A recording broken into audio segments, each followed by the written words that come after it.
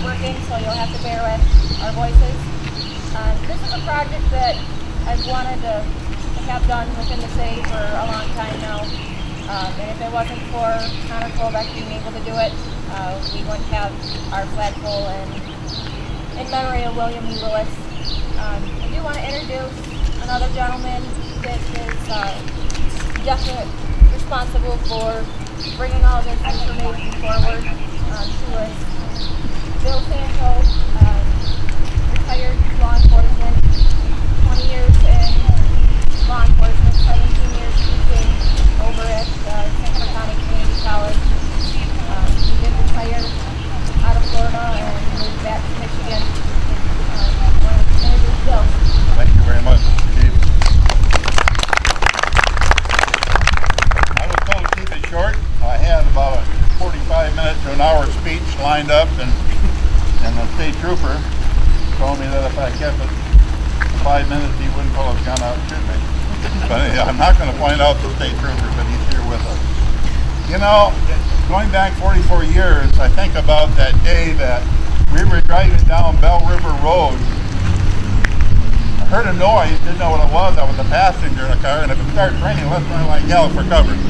Anyhow, we turned right on Bell River Road, and I looked and I told my sister at that time, stop, stop. And I looked back, and out the back window I could see a police officer laying on the ground.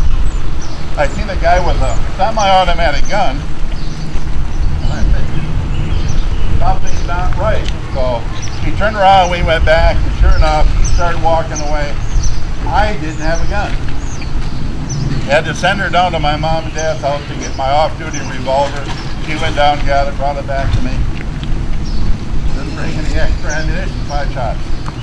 Well, needless to say, in that short period of time, and this man with a .45 caliber, we later found out he had, and other guns, he had other loaded guns in the house.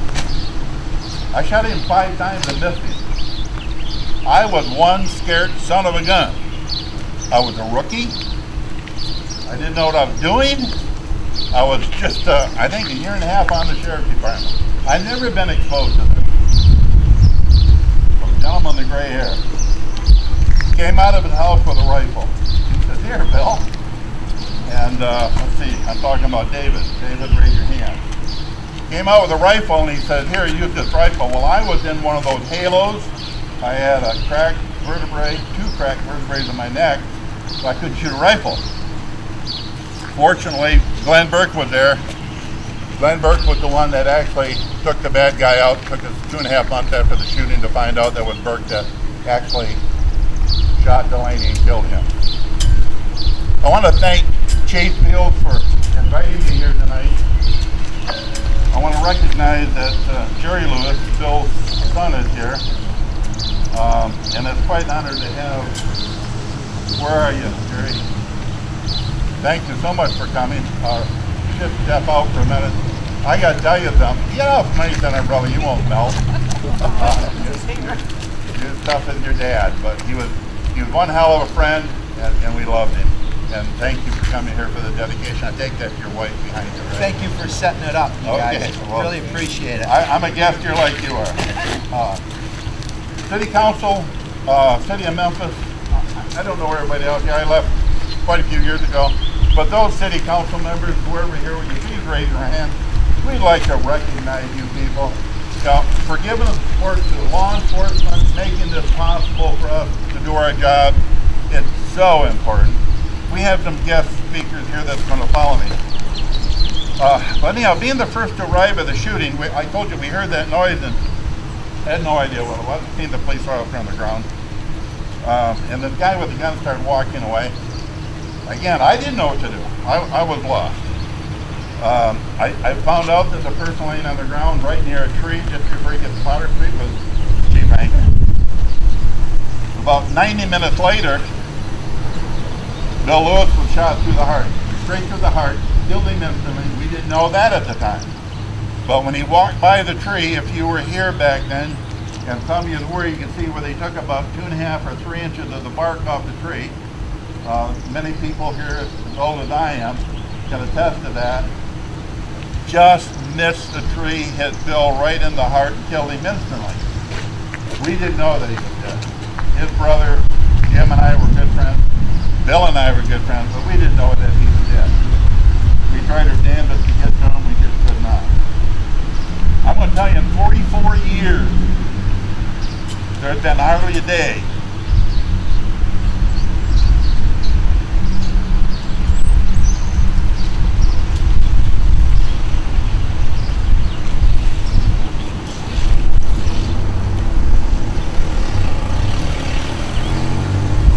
that we haven't remembered still.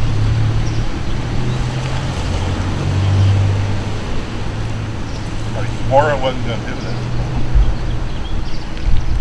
44 years later, it's like it happened yesterday. Chief Beals, can't thank you enough for what you're doing. It's an honor to be here for this dedication. Dedication to a fallen law enforcement officer, Bill Lewis.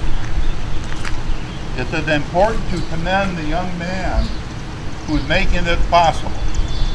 The young man who made it possible and is here today is Kevin KOVECK, Boy Scout, right? Connor, looks like me. That's Connor. That's gonna pull my car. Where did I get Kevin He looks from? like I remember you from the other day at dinner. Connor KOVECK, a Boy Scout who made this his project, and this project made possible enabling him to become an Eagle Scout. Now, if you don't know much about Eagle Scouts, that is quite an accomplishment in and of itself. And I really commend you for all the work you've done in working with the chief from Memphis. Maybe we're meeting him out here and recognize some of the people I know. I know most of the people here. I'm not going to introduce them all, but I do know a lot of the police officers here. One of the things about Connor, got right that time. Connor is the captain of his football team, 10-year Boy Scout, valedictorian, Channel 7 brightest and best, the king of the prom, 2014, and he's going in the Navy. Well, he's going in the part of the Navy, he's going in the Marine Corps. I told him I was going to tease his uncle a little bit, because he's going to be a jarhead. But anyhow, good luck. Not only have you served as well here, I'm sure you'll serve as well in the military. We look forward to following your career. Thank you. We need to recognize and thank all law enforcement personnel, city, county, state, federal. A lot of them are retired, a lot of them still working. We thank them for their continuous service, and we thank them for their dedication to their chosen profession. And I'll tell you what, nowadays, I'm sure glad I'm retired. It's a hell of a job, and you guys keep all of us on our toes. Looking back, statistics show that approximately 200 police personnel were killed in the year 1970. That hasn't changed much. Somewhere around 200 people, policemen, police personnel, have been killed in 2012 and 2013. Same figure. What about 200? So it's a wonder why we have so many funerals. It's so tough. Anytime you have a law enforcement officer killed, I can tell you I've been to too many, a dozen in my career anyhow, and all of them were friends of mine. This was probably one of the toughest with Bill Lewis because we were such good friends. The figure is still shocking, it's still too high. To the family and friends of Chief William E. Lewis, we know that this memorial that's being set up tonight will keep his memory alive forever. And it's made possible again, I got it right, Connor, for his effort. Connor, thank you again. And I thank you for having me speak tonight.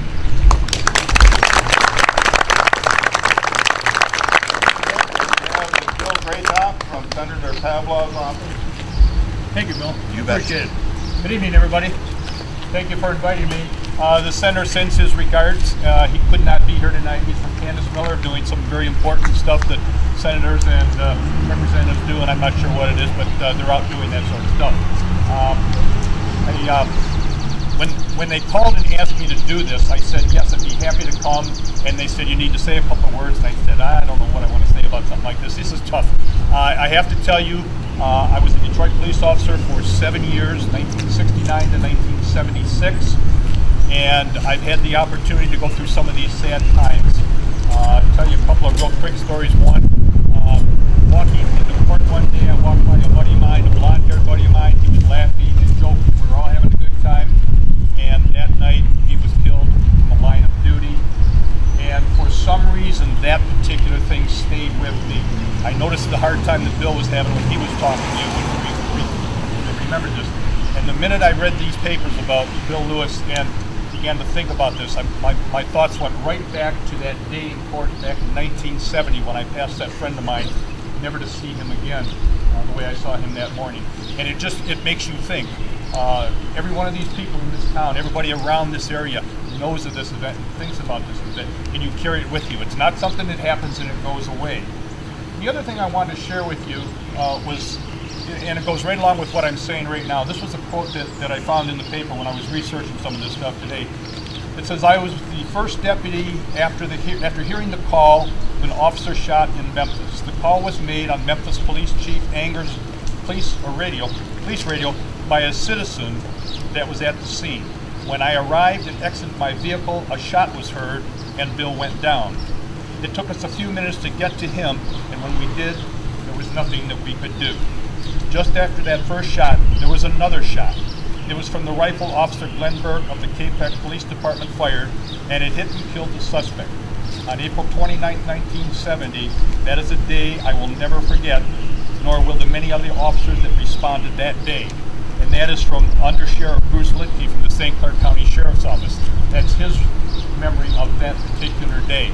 So when you heard Bill talk about and watched him kind of come apart a little bit with what's happening there, the thoughts that I had as soon as I got this with my friend and with Bruce Litke, thinking back, and he just said this in 2013, thinking back to that day, how it affects all the lives of everybody. And it just reminds all of us, and the senator wanted me to express to you how proud he is of all law enforcement people for doing what they do, the dedication that they have. Because I'm sure that everybody that was at that scene that day got up and got back to work and went out there and did their job, and they continue to do it day in and day out. So my thanks to all of you. Thank you for asking me to come over here and speak today. The senator has a proclamation or a tribute that he's putting together. It's not here yet, but I will get it to the chief. And if you would present that to the family chief, I would appreciate it very much. And I thank you. I would like to bring up next Connor. Connor is two or three of these guys just in the last couple weeks that have gotten their Eagle Scout Award for the different projects they've done. And I know how hard they work to do this stuff. So congratulations to you and all the accolades that I heard about you. That's what you sound like a real guy. Good luck to you. Alright, my name's KOVECK. I'm with Memphis Troop 245. I've been in Scouts since I can walk. You ask my father, he's rubbed me around everything. The Eagle Scouts was something very, very, very special to my family. My older brother's Eagle Scout. All my family were Scouters, so it's something I really wanted to get.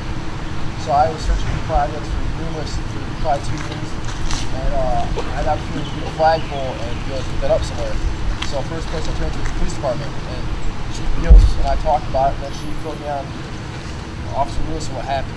And I was taken away. I never thought something like that would happen around here. I've never heard about that personally. The story until she brought up to me. I really thought about it, and I thought it would be a great idea. It's something special to construct a flagpole and protect the country. So I want to thank you all for coming. It's great to see all of you. I did not expect people to turn out with a lot of scouts here. I expect them all, so I expect you guys. But all the officers, I want to thank you for your service, what you do for our communities every day. I admire all of you and look up to you guys. My uncle and many others in the community I've seen, I've always had great experiences close to you. So thank you. One more thing, the uniform personnel, attention, order armed, parade, route. Now we're going to do a memorial. We're going to raise a flag in his dedication to Officer Wilson.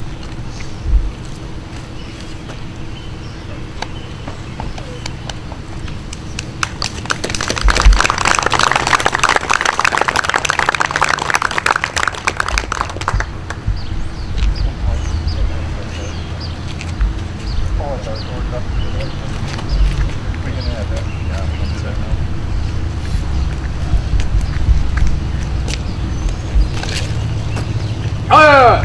Attention!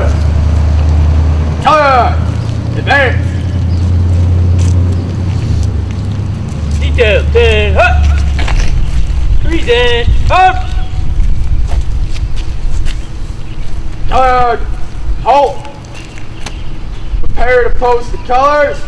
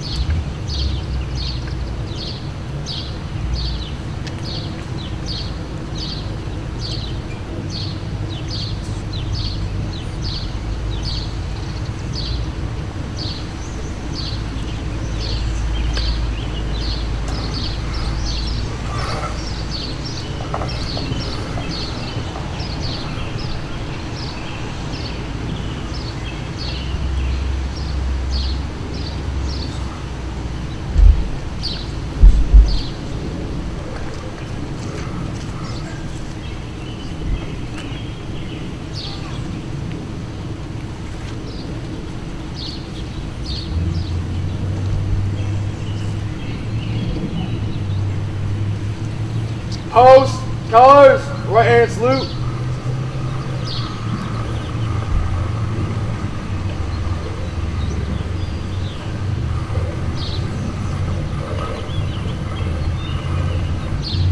Two.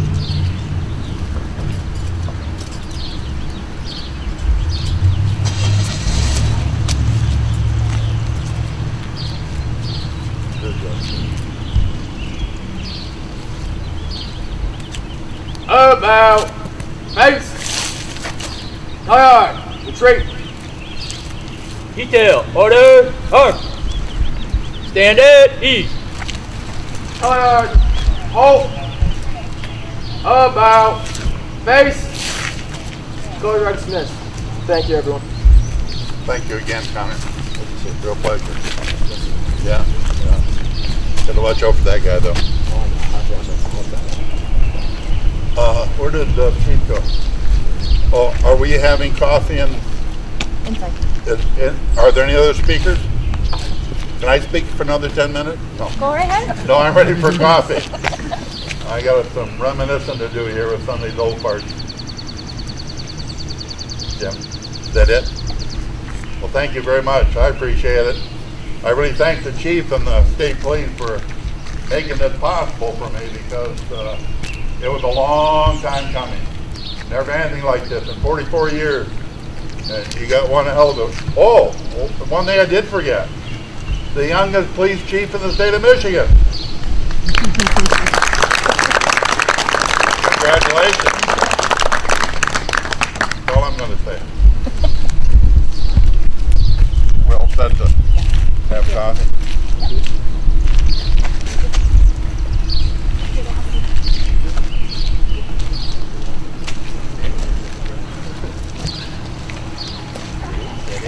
Hold on, Connor.